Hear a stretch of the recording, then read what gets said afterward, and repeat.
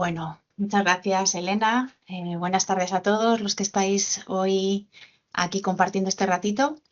Gracias a Elena Pérez por invitarme, para participar en estas sesiones que para mí la verdad es que son un regalo, porque la verdad es que uno se dedica a investigar y a hacer muchas cosas y al final en los últimos años me he dado cuenta de que una cosa que me gusta mucho es poder compartir lo que hacemos, lo que investigamos y los contenidos en los que nos obsesionamos tanto, poder trasladarlos y aplicarlos de alguna manera a diferentes contextos y poder ayudar, ¿no? Que es de lo que se trata y es básicamente a lo que nos dedicamos, ¿no? Así que muchas gracias, es un honor para mí estar en este rato. Bueno, hoy toca respondiendo preguntas sobre la persuasión digital y su influencia invisible, ¿m? Y cómo funciona en nuestros hijos, en los adolescentes y cómo ayudar a nuestros hijos a decidir sobre su impacto. Entonces, bueno, yo creo que hoy mi objetivo fundamental es quizás aclarar el punto para mí más importante y es que al final quiero quitar o liberar de la carga que tiene para nuestros adolescentes el hecho de las redes y el hecho de la persuasión digital, ¿no? O sea, como psicóloga al final una empieza estudiando un poco el contenido sobre la persuasión y el cambio de actitudes, se centra mucho en los procesos cognitivos que hay debajo y nos damos cuenta de que al final nuestros hijos, nuestros adolescentes, pues deberían de tener menos culpa de lo que parece en relación a las redes, ¿no? Entonces, escucho mucho esta frase de es que a mi hijo le falta fuerza de voluntad y está todo el día enganchado es incapaz de soltar el teléfono, ¿no? Está enganchado todo el día. Bueno, pues vamos a intentar demostrar que hoy, pues la culpa es, o sea, culpar a la fuerza de voluntad de un adolescente es un error. ¿Mm? Es un error porque es como culparnos de no mojarnos de una tormenta porque nos ha pillado sin paraguas. Es decir, no es una cuestión de educación, no es una cuestión de debilidad, es una cuestión o mejor dicho, es un resultado de un sistema de persuasión muy complejo y además masivo. ¿Vale? Entonces, para empezar, yo creo que hoy el objetivo fundamental es intentar transmitiros qué es lo que pasa cuando un adolescente se encuentra en las redes sociales, qué es lo que se está produciendo en su cabeza y qué mecanismos están haciendo que no pueda soltarlo, porque la mejor forma de acompañar y de ayudar al final tiene que ver con comprender muy bien qué es lo que ocurre. También voy a daros estrategias o voy a intentar facilitaros algunas estrategias que pueden ayudar. Pero para eso tenemos que centrarnos primero en cómo funciona nuestra cabeza y qué es lo que está pasando cuando nuestros hijos cogen el teléfono móvil. Bueno, en psicología o en la psicología del cambio de actitudes y de la persuasión utilizamos un marco de referencia. Hay muchos, pero nos vamos a centrar en este que yo creo que es el que mejor os va a ilustrar lo que quiero transmitir y es el modelo de la probabilidad de elaboración. Este modelo lo que explica es que nuestro cerebro, de alguna manera, tiene que procesar toda la información y tomar decisiones. Entonces, digamos que tiene como dos autopistas. Una autopista, pues, más lenta, más elaborada, que requiere de mayor esfuerzo cognitivo, una autopista vamos a entenderla como la ruta central. Y una ruta periférica, que es la emocional, la rápida, la automática, la que se guía por estímulos visuales, por recompensas inmediatas, por atajos mentales, en donde no se piensa, sino simplemente se reacciona. Entonces, toda la información que nos llega, cuando nosotros tenemos que pensar en una propuesta persuasiva, en un mensaje, en una imagen o en un texto, podemos utilizar una de estas dos vías. Claro, el entorno digital en el que normalmente viven pues, nuestros hijos, pues ha sido diseñado por miles de ingenieros y de psicólogos también, supongo, del lado oscuro, que lo que hacen es anular sistemáticamente la ruta central, ¿vale? Es decir, el objetivo es saturar sobre todo la ruta periférica. Es decir, todo lo que sea automático, visual, imágenes, atajos, recompensas inmediatas es el mecanismo que se va a buscar y cada vez se hace más de una manera tan elaborada y tan difícil de evitar que nosotros mismos podemos sufrir podemos no, estoy segura de que más de uno de los que estáis aquí le pasa exactamente igual que a nuestros hijos. Es decir, uno puede pasar muchas horas viendo un contenido y no saber exactamente qué es lo que ha visto, precisamente por todos estos mecanismos que estoy mencionando. Entonces, estos mecanismos automáticos, pues por ejemplo, por poneros un ejemplo, y además así voy enlazando contenidos. Es verdad que voy a ir improvisando en algún momento y no necesariamente lo que aparezca en la diapositiva o en la transparencia os va a parecer que lo estoy contando directamente, pero es un poco porque me van a ir viniendo ideas a la mente que me ocurre mucho. Por ejemplo, el sistema del scroll infinito, que es una yo creo que de los grandes avances desde el punto de vista de las redes sociales y donde creo que debemos de liberar realmente la carga y la responsabilidad a nuestros adolescentes y no más bien entenderla. Esto de pasar una pantalla y que no tenga fin, que deslizas el dedito y bajas, bajas, bajas y no tiene fin, ¿no? Pues eso lo que hace realmente es eliminar lo que se llaman puntos de parada, o lo que se llama o reduce lo que se llama la fricción cognitiva. La fricción cognitiva en un mundo, vamos a decir que analógico, pues es el terminar un capítulo, es, ¿qué puedo decir? Pues, no sé, a lo mejor en el digital es darle a siguiente página, ¿vale? Es una pequeña pausa, es un pequeño momento en el que lo que se produce es una parada de nuestro cerebro. Es decir, nuestro cerebro quizás lo que necesita es pequeños momentos donde se da cuenta y es consciente de si la información que recibe es importante o no. El scroll infinito no nos permite hacer eso. Bloquea una parte que tiene que ver con la corteza prefrontal, que tiene que ver con la autorregulación y con la toma de decisiones. Entonces, digamos que empezamos a pasar, no nos está dando tiempo a procesar y además se produce una segunda cuestión y es que, digamos que se perpetúa de alguna manera ese no pensamiento. Os ponía que hay fluidez cognitiva porque cuanto más fácil es de usar, menos vamos a pensar. Es decir, si nuestro dedo solo tiene que deslizarse y vamos pasivamente recibiendo información, eso no tiene fin. Y para el adolescente es directamente una secreción de dopamina. Estoy seguro que ya lo habéis oído más veces, pero al final no está pendiente del contenido en sí mismo que está leyendo, sino que está pendiente de la siguiente imagen que va a ocurrir. Cuando nosotros deslizamos el dedo en una pantalla, nos podemos encontrar un meme que no nos gusta, nos podemos encontrar una imagen, pues vamos a decir neutra, o nos podemos encontrar un vídeo o una noticia que nos interesa o nos divierte mucho.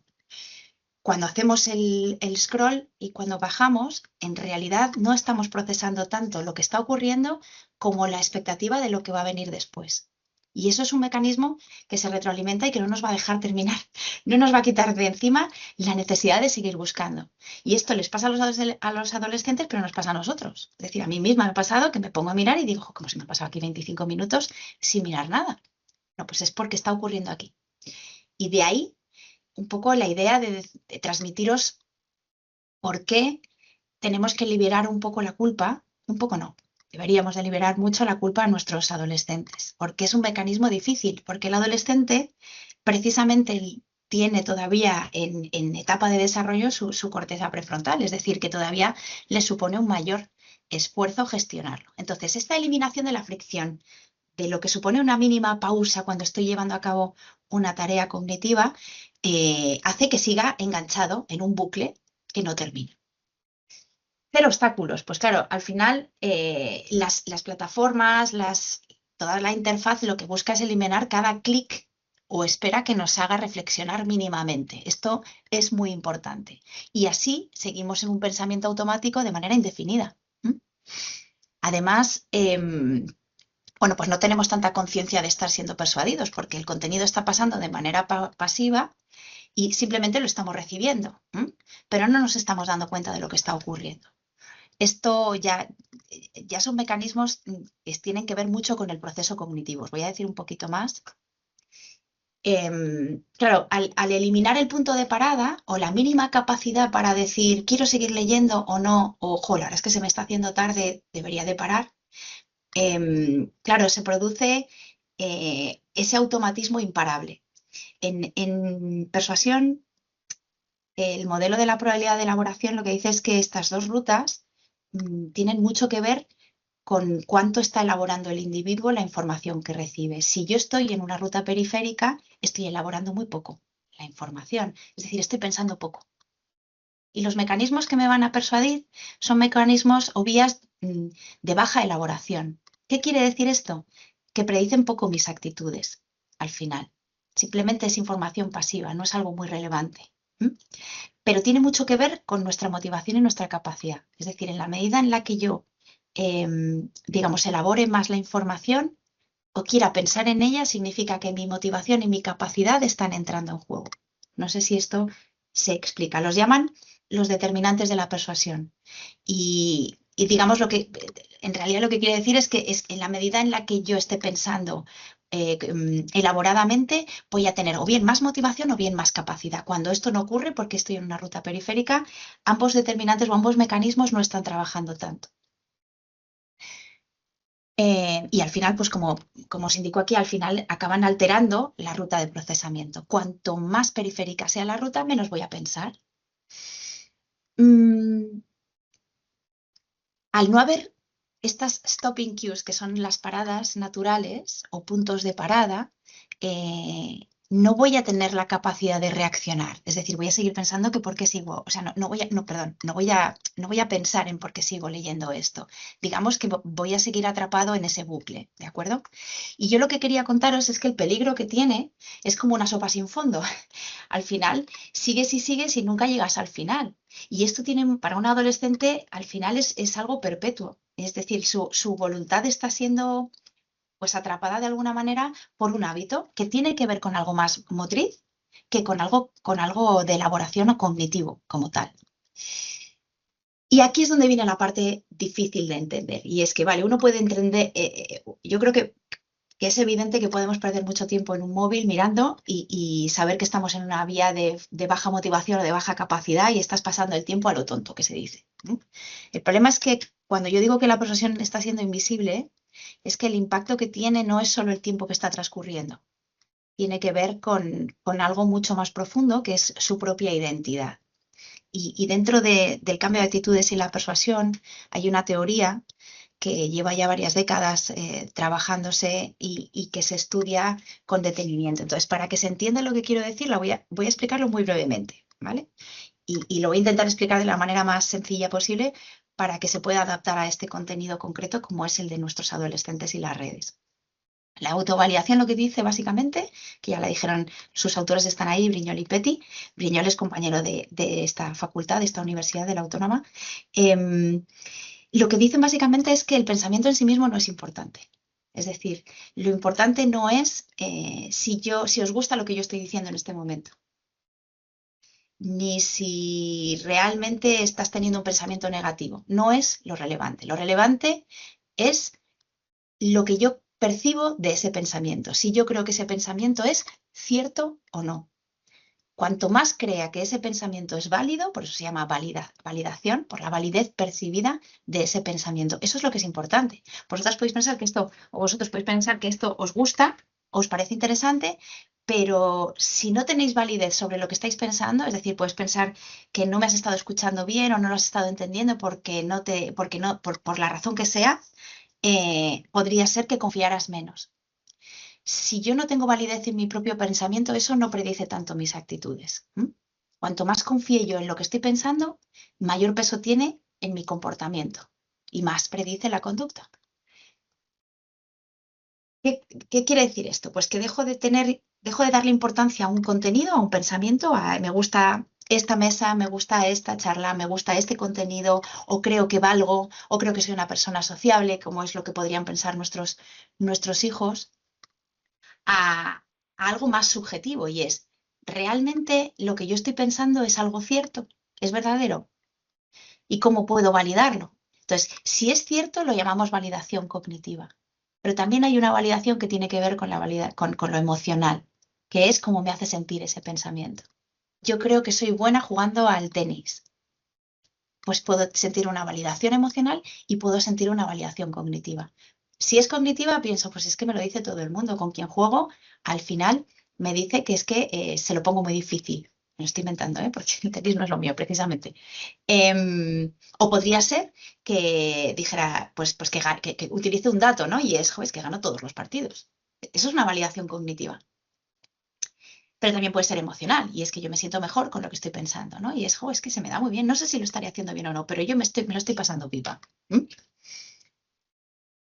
Bien, pues el peligro que tiene las redes sociales y la persuasión digital a día de hoy en nuestros hijos tiene que ver con esto. Y este es el kit de la charla y de lo que yo os quiero compartir hoy.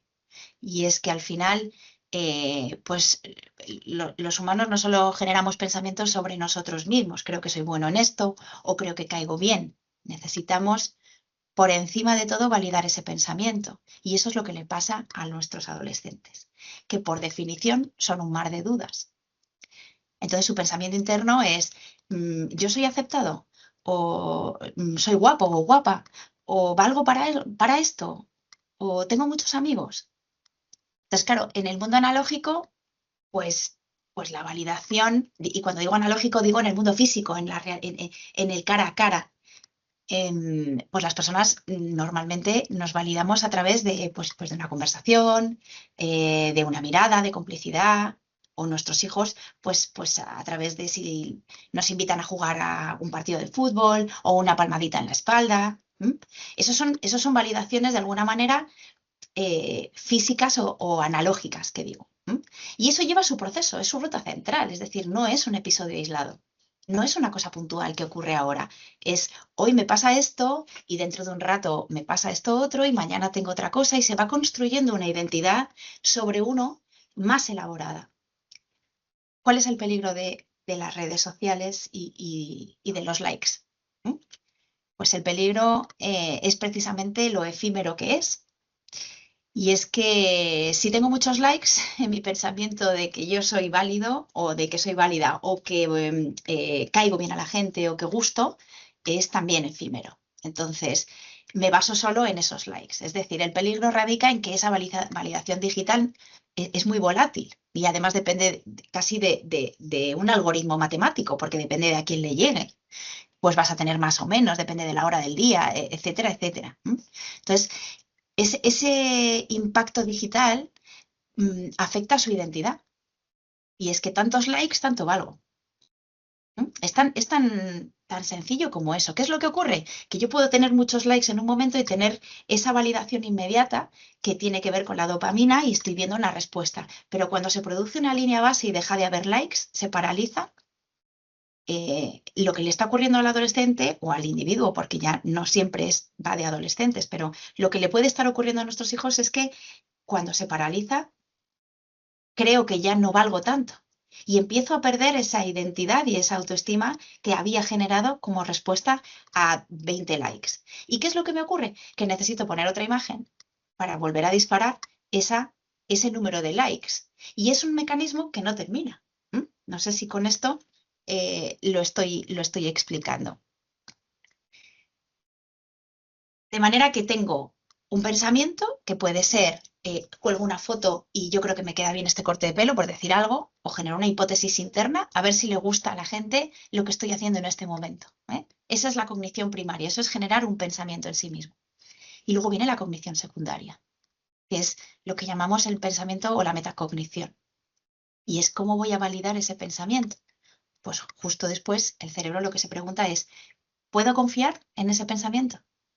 ¿Puedo estar segura de que lo que yo creo es verdad? ¿Cómo lo voy a confirmar? Pues necesito pescar de alguna manera claves que me den certeza en ese pensamiento. ¿Y cuáles son esas claves? El número de likes. Es la única prueba. En un contacto visual, en un contacto interpersonal, lo que tengo es una sonrisa, una cara. Pues, ¿dónde está el peligro? Pues el peligro está en que si a mí un día fulanito no me sonríe, no va a desestructurar mi identidad social, porque tengo muchos momentos por la vía de la ruta central que he ido elaborando. Mi autoestima no se va a venir abajo, necesariamente. Sin embargo, en el momento de estar construyendo mi identidad o mi validación personal a través de likes, lo que se produce es, al tener una parada y no recibir suficientes, lo que se produce es un atentado contra mi autoestima, contra mi identidad, y empiezo a creer que lo que yo creo no es válido. Por eso es más volátil, porque además la ruta es periférica, no la estoy elaborando. no tengo un cimiento que sustente ese contenido sobre mí mismo. Es algo muy dependiente además de algo externo. Bueno, yo estoy segura de que todo esto que os estoy diciendo, de alguna manera, todo el mundo es bastante intuitivo.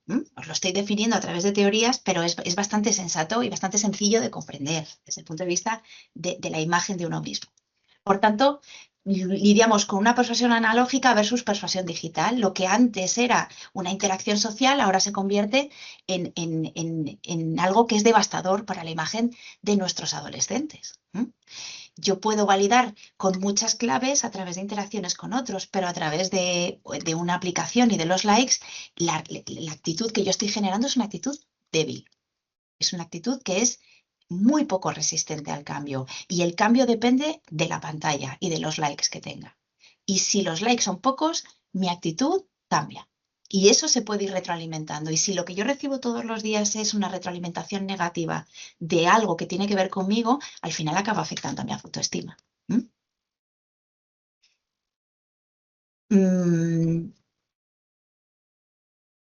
Además, el problema que tiene la persuasión digital es que, pues como os pongo aquí, hay dos conceptos que yo creo que son fundamentales. Uno es la ilusión de la certeza matemática, que esto ya os lo he mencionado. Y es que al final un like es un concepto binario, es está o no está. Y para el adolescente, pues claro, 300 likes pues es la prueba matemática irrefutable de que su pensamiento es soy aceptado o soy válido. Claro, esto es una confianza inmediata y sin ningún esfuerzo.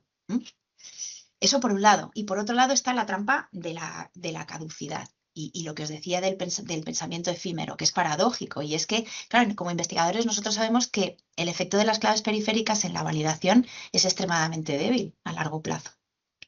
Y al final un like valida el pensamiento, pero solo en ese microsegundo. No genera una actitud estable sobre uno mismo.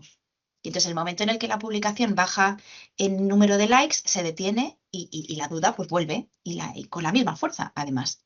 Entonces el adolescente, pues como os decía, vuelve a tener a necesitar validación y como se ha quedado sin ella, experimenta un vacío que además es cognitivo, lo que le obliga a subir otra foto para reiniciar el ciclo. O sea, al final es una cuestión de proceso de psicología cognitiva, pero también tiene que ver con cómo está funcionando nuestro cerebro y cómo se está retroalimentando en el momento, ¿no? Es casi más también neurociencia. Claro, y ahora con todo esto que yo os digo, ¿cuál es la solución? ¿O cómo resolvemos esto? ¿Cómo arreglamos las cosas? ¿Cómo podemos ayudar a nuestros hijos?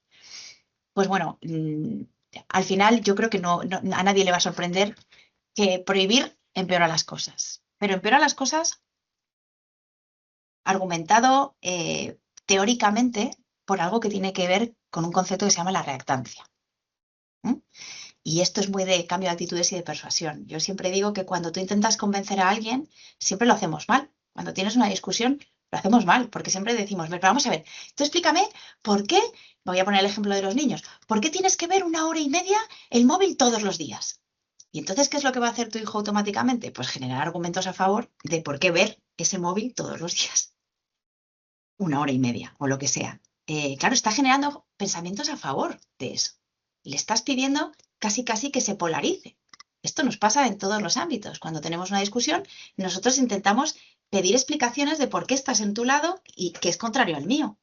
Eso en cambio de actitudes es un error, porque le estás haciendo reforzarse, buscar incluso argumentos fuertes, incluso le intentas llevar a la ruta central para que elabore más. Lo suyo sería que le intentáramos pensar, lo que dice el modelo de la respuesta cognitiva en persuasiones, lo que tenemos que intentar es que genere argumentos a favor de tu postura, o por lo menos que no se defienda, que es lo que produce la reactancia. Defenderse de lo que cree que es un atentado contra su libertad o sus ideas o su opinión. Entonces, como se está defendiendo, pues al final lo que tú le digas va a hacer que retroalimente, que se refuerce en esas ideas. Entonces, claro, cuando a un adolescente le quitamos el teléfono a gritos o le decimos o se lo quitas sin avisar o le prohíbes directamente tener el teléfono, pues al final lo que está haciendo es dejar de procesar por la ruta central, responder con resistencia a lo que le está produciendo un malestar que tiene que ver con esa libertad que tú le estás quitando, que es de autonomía. Y al final lo único que hace es generar pensamientos negativos hacia ti y hacia tu decisión. Luego, ¿prohibir empeora las cosas? Sí, sí, porque le estás obligando a generar todavía argumentos más fuertes en otro sitio, que no es el que te interesa. Tú lo que quieres o lo que pretendemos, y con esta, yo creo que con el día de hoy la idea es darnos cuenta de que tenemos que construirlo con ellos. Tenemos que convencerles de que hay que pensar y elaborar los pros y los contras y los tienen que generar ellos. De otro modo, no les estamos enseñando a discriminar, ¿vale? ¿Cómo? Bueno, pues aquí tengo algunas ideas, pero realmente os voy a dar 4 estrategias y alguno me dirá, pues esto me encaja, pues esto es imposible, uy, pues con el mío no me va a funcionar. Bueno, buscamos o todas o alguna nos encajará. ¿M? Frenar el piloto automático. Bueno, ¿esto qué quiere decir? Pues que al final lo de la fricción cognitiva que os decía, o las paradas naturales, si yo no genero algo que produzca una alarma o que, digamos, rompa ese automatismo periférico, si yo no genero algo que nuestro adolescente o nuestros hijos responda al pensamiento, no vamos a poder ayudar. Entonces, preguntas como ¿qué ibas a hacer con el móvil justo antes de abrirlo? ¿Qué es lo que, o más concretamente, qué era lo que querías hacer? ¿Es porque estás aburrido o es que te apetecía buscar algo? Eso es una micro, iba a decir una microparada, pero es algo más que una microparada. Pero sí que es cierto que tiene que ser algo corto, suficientemente sutil también como para que se dé cuenta de que hay que justificar por qué voy a coger el móvil, porque es importante en el cerebro. Nuestro cerebro tiene sus procesos y acompañar y conocerlo es muy importante, porque al final nos permite ayuda.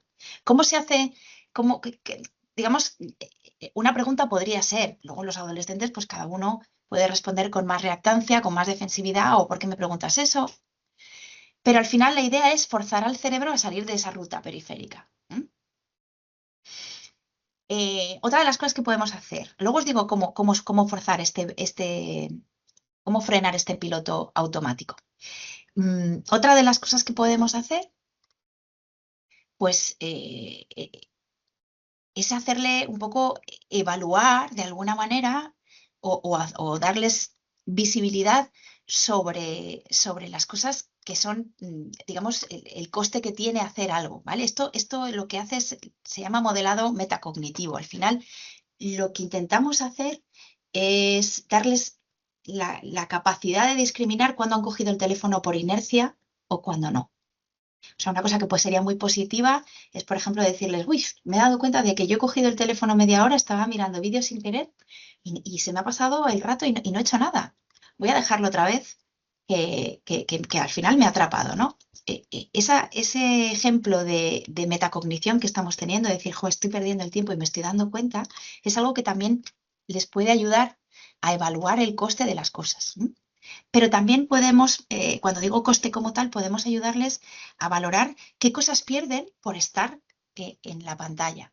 En lugar de darles la idea de, oye, que estás perdiendo el tiempo o estás dejando de hacer esto, quizá deberíamos de razonar un poco más y decir, bueno, al final no es un castigo, es tú al estar aquí metido, ¿qué es lo que qué cosas crees que no estás haciendo? A ver, valora. ¿No? Dime tú qué crees, si le dices a la pantalla que sí durante 3 horas, ¿qué es lo que crees que estás dejando de lado? O qué cosas te... Porque a lo mejor ellos mismos con su propia elaboración son capaces de decirte cosas que nos sorprenden. Lo que no puede ser es que perciban en nosotros un castigo o una imposición o una confrontación, porque entonces estamos perdiendo la batalla de antemano. Cualquier cosa positiva que vayamos a decir ya no la van a recibir igual. Esto es muy importante. Entonces, para negar una cosa, primero hay que activarla en la mente. Yo siempre digo lo del no pienses en un submarino amarillo, porque es inevitable. Para negar una cosa hay que activarla en la mente. Entonces, tenemos que intentar enfocar las conversaciones de una manera más positiva que con la negación por delante o la privación por delante, porque a eso es a lo que van a responder. Para no pensar en un submarino amarillo lo tengo que activar en mi mente primero y luego tener recursos para negarlo. Si yo no ando muy bien de recursos, no me va a resultar fácil negarlo. Eh, Os decía lo de la metacognición que está muy orientado a fomentar la autoconciencia, ¿eh? Es decir, que evalúes tu estado de bienestar. Hay muchos adolescentes son conscientes perfectamente de que de 1 hora, 2 horas, 3 horas de móvil les está quitando bienestar. les hace estar más nerviosos o les hace dormir peor. Ellos pueden, pero tenemos que permitirles valorarlo. Entonces, ¿cómo te sientes después de esto? Eh, ¿Te sientes pues más relajado? Al final te has quedado bien, estabas como inquieto por el examen de mañana, te has visto un rato el móvil, ¿cómo te notas? ¿Te ha dejado bien que has estado mirando? Hijo, ¿te ha servido esto? O, oye, ¿de qué te ha ayudado? Al final, que, no sé, buscabas un poco relajarte o distraerte, ¿cuál era el objetivo? ¿Lo has conseguido? También es una forma de ayudarles, ¿m? Y de activar esta metacognición que al final no deja de ser una introspección sobre lo que estoy haciendo y el porqué de mis conductas, que esto es de lo que se trata. Yo creo que se entiende esto, ¿no? La ruptura está, la clave está en generarles una mínima conciencia y capacidad de análisis sobre lo que hacen, no una inercia. Venga, pues voy con las estrategias más concretas, ¿vale? Y no sé cómo voy de tiempo, yo creo que voy bien. Venga, esto ya es más rápido, voy a ser más breve. La técnica del peaje cognitivo. Bueno, básicamente lo que tenemos que intentar hacer es aumentar la capacidad de procesamiento. ¿M? Es decir, activar la ruta central, como os indico ahí. ¿M? Consiste en pactar, pues, que el teléfono no se puede desbloquear de forma inconsciente. O sea, esa inercia la tenemos que romper. ¿Y cómo se hace? Hay muchas formas. Hay muchas formas. Por ejemplo, os voy a decir. Podríamos, a mí me gusta una que a lo mejor es un poco absurda, pero es que es muy eficaz. Y de hecho, mira, os la voy a poner aquí ya porque la tengo en una foto. La goma elástica. Colocar una banda elástica física alrededor del teléfono obliga realmente a retirarla antes de usarlo. Esto es un peaje cognitivo, no se trata de poner eso para pillarle mirando el teléfono, ¿eh? Que no vaya por ahí la medida, sino que sea consciente de que tiene que hacer una acción para realmente utilizar el teléfono, que no sea la inercia, que es muy fácil. También puede ser que configuremos el teléfono con preguntas. Esto yo no soy una experta, pero estoy convencida de que más de uno sí lo sabe hacer. Preguntas del tipo, ¿para qué me abres? ¿O qué quieres buscar? ¿O es tu rato de desconexión? Dime qué es lo que quieres hacer. Alguna pregunta que suponga o bien en el fondo de pantalla o bien para configurarlo para poder desbloquear el teléfono. Estoy diciendo cosas a modo de sugerencia, ¿eh? Muchas hay para este peaje cognitivo o este peaje que os quiero transmitir. Vuelvo para atrás. El diálogo, el hablarlo, el decir, mira, hijo, procura, esto lo vamos a hacer para que no abras el móvil solo por aburrimiento, ¿vale? Lo que queremos es que sea consciente de que lo está abriendo por aburrimiento, no de que, porque si nosotros le penalizamos porque lo abre por aburrimiento, o sea, yo he oído muchas veces, me han dicho, no, es que yo, lo que le digo es que si lo abre por aburrimiento, o sea, que no sabe qué hacer y coincide que es el rato del día en el que no está entretenido, lo vamos a guardar 10 minutos y no, y claro, y no lo vuelves a usar, ¿no? Bueno, pues eso al final va a acabar por no decirte ni cuándo se aburre ni cuándo se entretiene, es decir, al final es un efecto contraproducente. Entonces, el viaje cognitivo se trata de que realmente reflexiones sobre ello. Explicarles lo del scroll infinito es algo muy importante. Que ellos se sientan que son autónomos, darles como un poco esa confianza y esa validación. Que escogen porque es una elección suya. Esto está bien. Incluso si hay un propósito, ¿m? Es decir, ¿por qué has entrado hoy? Pues que te lo sepa justificar, también podemos hablarlo. Incluso por nada, pues por pasar el rato. Bueno, pues no vamos a juzgarlo en ese momento, porque es importante que también sean conscientes de eso y de cuántas veces al día lo pueden coger por ello, ¿no? Em, Esto ya os lo he comentado, básicamente. Es el hecho de tener un peaje cognitivo rompe ese automatismo, ¿vale? ¿Qué otra cosa podemos hacer? El contrato de valores, el reglamento versus el reglamento de las prohibiciones. Pues al final, el LM, que es el modelo de la probabilidad de elaboración, lo que nos decía es que procesamos por una ruta central cuando aquello que estamos leyendo, procesando, es algo personalmente relevante para nosotros, ¿vale? Si las normas que hacemos en casa son porque lo digo yo, que sé que no es bueno para ti, no le estamos implicando en esa elaboración. Entonces, esto va a resultar un poco romántico de más, pero al final deberían de hacerse las normas eh, dándole la oportunidad de elegir qué es lo que es importante para nuestros hijos. Es lo importante. Pues por ejemplo, en lugar de imponer un horario, que es una cosa muy común, pues sentarnos con nuestros hijos y decidir qué cosas son sagradas y qué cosas son importantes o qué cosas son combinables, ¿no? Es decir, construir ese horario de manera consensuada. Pues, por ejemplo, realizar una actividad deportiva, o el tiempo con los amigos, o el ir a ver a los familiares, a los abueos, o el dibujo, o el descanso. ¿M? Si lo consensuamos y lo hablamos, que sean cosas relevantes, algunas les dará más importancia y a otras menos. Pero si le decimos que solo tienes una hora de móvil porque es malo, al final lo que generamos es la reactancia que os decía. Entonces, si tú quieres jugar bien al baloncesto mañana o ganar el partido, vamos a valorar porque necesitas unas horas de sueño, eso está claro, ¿no? Para rendir. Bueno, pues vamos a ver cómo lo podemos hacer y lo tenemos que consensuar de antemano. Sé que muchos de vosotros estáis diciendo, eso ya lo hago. Yo lo sé. Porque lo hacemos. Pero unas cosas funcionan más y otras menos. Tenemos que ver en qué punto también la reactancia es muy importante que tengamos bien calibrada. Si ya tenemos en modo reactante a nuestro hijo, tenemos que bajar mucho esa reactancia. Y para eso tenemos que conceder. Incluso esto es como yo la analogía que mejor creo que funciona es cuando pescamos, que yo no he pescado en mi vida, pero la analogía de la pesca y esa caña donde te ha picado el pez y tú recoges la bobina, pero te dicen, déjala soltarse, déjala que siga un poco, que si no va a hacer más fuerza, ¿no? Y como que se va, parece que se te marcha, pero tú te la traes un poquito y cada vez vas tirando más, dejas que corra, pero vuelves a ti.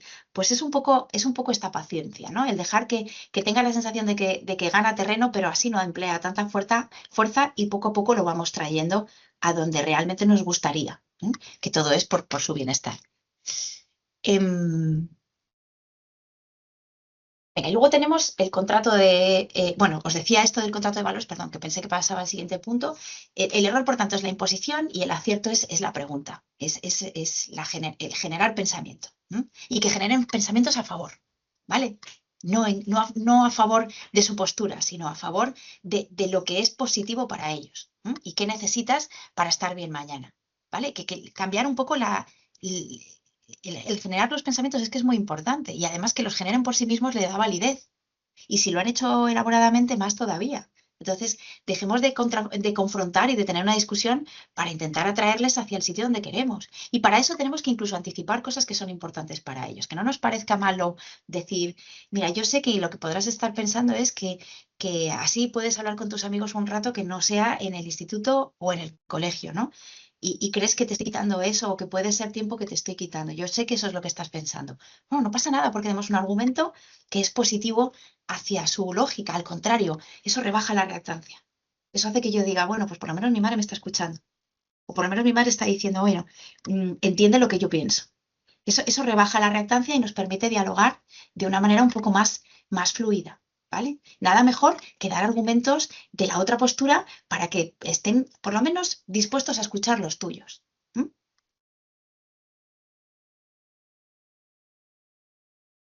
Venga, pues la tercera, me queda otra más y ya con esto terminaría, ¿vale?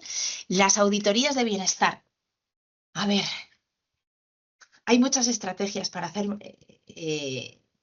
este tipo de estrategia, ¿no? De estimular un poco la metacognición, que es como llamamos en cambio de actitudes al concepto de pensar sobre nuestro propio pensamiento, para que sea consciente de cómo se siente o cómo piensa. Mm, Pues desde configurar, como os decía, la pantalla, ¿no? Con una frase, hasta la goma que haga que tengas que pensar al final, el diseño que es digital busca el impulso, ¿no? Y que todo sea en milisegundos. Si yo lo que intento es generar o espaciar esa sensación subjetiva y que sea consciente de que está descansando poco, pues a lo mejor estoy activando otro tipo de estrategia. Por ejemplo, el domingo estuviste 4 horas eh, con el móvil, ¿no? Y ayer solo estuviste una. Pues, ¿tú te acuerdas de cómo estuviste de humor ese día? ¿Pues te ha afectado el humor o no? Pero no para decir, jo, te enfadaste, o fíjate, no, no hay que reprocharlo, sino más bien, ¿y cómo dormiste? ¿Cómo has dormido esta semana? Oye, ¿y has usado el móvil? Sí, pues mira, he dormido fenomenal y lo he usado 4 horas. Se nos ha caído el argumento, pero dices, bueno, cachis, pues mira qué raro, es raro eso, estarías cansado, has hecho deporte. ¿Qué hiciste? ¿Qué más cosas hiciste? Simplemente ese diálogo está permitiendo que barajemos la posibilidad de valorar si el descanso tiene que ver con el uso de la tecnología o no. No utilicemos el registro del tiempo, como digo, de uso como una prueba del delito para reñirles o para regañarles o para reprocharles. No, no es ese el objetivo. No es ese. Al final, el adolescente lo que va a querer es reafirmar también su propia identidad a través de nosotros y de cuánto, digamos, ganan la batalla contra nuestros argumentos. Eso es una forma de validarles. Y encima somos la figura social y física que tienen. Es decir, que encima, si les validamos lo fuertes que son defendiéndose de su postura a nivel físico, que es la interacción social que están teniendo y no las otras, eso sí que es un argumento fuerte. Y encima se está produciendo, no sé si me explico con esto último, pero se está produciendo un efecto muy paradójico y es que están reafirmándose en algo por la vía física de interacción interpersonal, que es la más fuerte de todas, están elaborando argumentos, están usando una ruta central y es para estar en contra de nosotros, para contraargumentar algo que encima tiene que ser positivo hacia ellos y no lo están percibiendo. Em, Bueno, algo que podría ayudar mucho tiene que ver con consensuar con otros, ¿no? Al final, el convencerles de que hay estrategias alternativas para sentirse bien es complicado, pero hay que intentar ponerlas. Lo que no podemos hacer es decir, deja el móvil y esperar que genere una alternativa. Eso es inusual. Al final, contra la dopamina no se puede luchar. No se puede luchar porque la dopamina está produciéndose en el cerebro, es la recompensa inmediata, la expectativa y es adictiva. La dopamina es adictiva. ¿M? Y el cerebro nos la va a pedir. De manera que tenemos que buscar alguna alternativa, tenemos que tener pensadas opciones que podamos decir más allá del deja el teléfono. Entonces, bueno, pues desde jugar con ellos a algo que les guste hasta hacer alguna actividad que les pueda interesar más en ese momento. No digo que estiréis toda la tarde, pero ganamos más una batalla dejando lo que estamos haciendo y volcándonos en ayudar y en decir vamos a hacer algo juntos, que algo que le guste, claro. Que casi el imponer nuestra autoridad y decir, mira, por lo menos no está usando el teléfono, si me hace caso, bienvenido sea. Ahí no estamos ayudando a la autonomía ni a la gestión de nuestros hijos. Mm, Me da la sensación de que estoy hablando mucho y de que me dejo cosas al final importantes, pero bueno, yo hasta aquí me voy a quedar. Quería simplemente mencionaros, porque me habéis hecho una serie de preguntas. No sé si seguís conmigo, porque yo cuando no veo caras me pongo, porque tengo aquí además puesta la presentación y me echo un poco de lío con el PowerPoint y no veo necesariamente vuestras caras. Pero bueno, iba a intentar aclarar algunas dudas que me habéis enviado, que me ha hecho llegar Elena, brevemente. A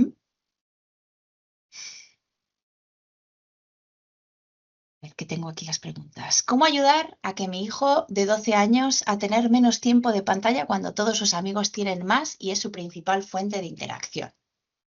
Bueno, desde pactar con otros papás, que esto se puede hacer, ¿vale? Porque hay plataformas y hay formas de hacerlo, como Adolescencia Libre Sin Móviles, etcétera.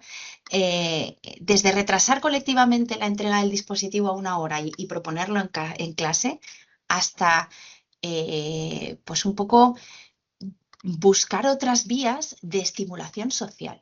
Es decir, cuando tienen miedo a no relacionarse con otros, lo que no podemos hacer es no darles alternativas de cómo relacionarse con otros. Si hay espacio y margen para facilitar el estatus adolescente, pues en actividades deportivas, en música, en clubs, en acercarle a casa de fulanito para que juegue o para que se relacione, o acercarle a... Si podemos facilitar este tipo de cosas, no les estamos prohibiendo de entrada algo que claramente para ellos es fundamental, que es su relación social. Mm, ¿Cómo podemos hacer que limite su consumo de conexión digital en un adolescente? Bueno, a ver, esto es más de lo que ya hemos hablado, pero hay 4 pilares, ¿no? Uno tiene que ver con el sueño. ¿Cuántas son las horas de descanso de nuestros hijos? Los míos son muy ceporros y duermen 11 horas, pero entre 8 y 9 horas, eso en determinadas edades sería lo mínimo, imprescindible y de descanso ininterrumpido. Que hagan actividad física como mínimo una hora. que tengan o cumplan con sus responsabilidades tanto académicas como familiares. ¿M? No solo las tareas de casa, sino no solo los deberes, sino también las posibles tareas de casa que tengan.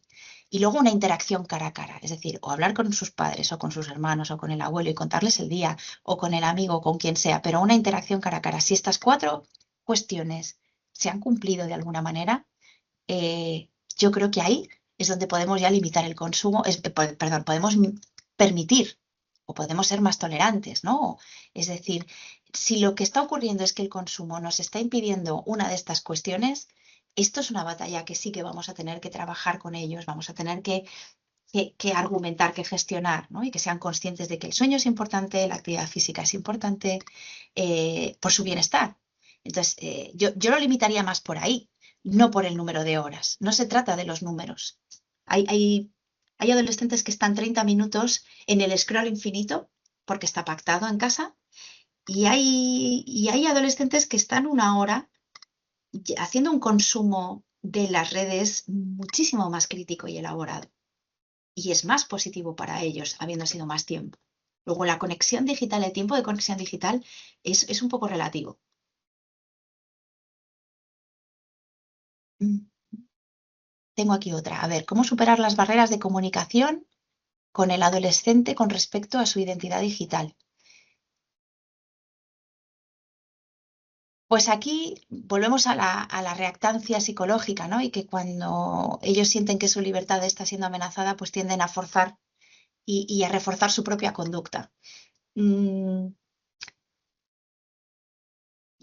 Podríamos plantearles valorar o juzgar cómo de veraz es un influencer en concreto, ¿no? Y meternos con ellos y cuestionar, no juzgar ni criticar, sino decir, oye, esto que estás viendo, ¿por qué te resulta tan interesante? ¿O por qué os gusta tanto? Explícamelo, ¿no? O veo que esta persona, o que se ven vídeos de este tipo, ¿no? En tu clase, ¿y qué es lo que hace que os conectéis con ello? ¿Qué es lo que mola, ¿no? ¿Qué es lo que os gusta aquí? Por ejemplo.